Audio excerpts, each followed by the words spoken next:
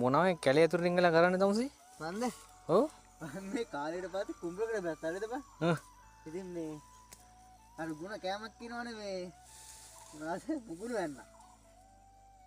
ඒවද ඔය? ඔව් ඉතින් මේ බලන්න. මොකට පේන්නේ නැහැ නේ බං කැලේනේ තියෙන්නේ. මේ මේවා තමයි මේවා තමයි මුගුරු වෙන්න කියන්නේ. කවුරුත් දැකලා නැතේද මේ විදියට? මේවා ඉතින් මේ හෙන රහයි. ගුණයි කියනවනේ මොනවටද දන්නේ ගුණ නා? දන්නේ වල්ලාරි කමන්න නැත්නම් කන්න වෙනවනේ. මම ඒ නිසා පොඩ්ඩක් නෙලනවා. මේ හරියයි. මුගුරු වෙන්න නම කිව්වනේ නැත්තම් මම ඔයාලට කියනවා මේ මොනවද කියන්නේ කියලා. දැන් නම කියලා ඉවරයි. ඒ නිසා මම තව බාණ්ඩයක් තියෙනවා මේ තව බාණ්ඩයක් නෙමෙයි. එළවලුවක් තියෙනවා කියන්නම්කෝ. ආසාවේ බෑ නෙලන්න. මේ හරි ගුණයි නෝ. මේ වගේ දැකලා නැහැ. මේ වගේ නෙලන මේ මුගුරු වෙන්න. මගේ උසර තියෙනවා මේ. මගේ උසර තියෙන මුගුරු වෙන්න. මේ හරි ෂෝක්.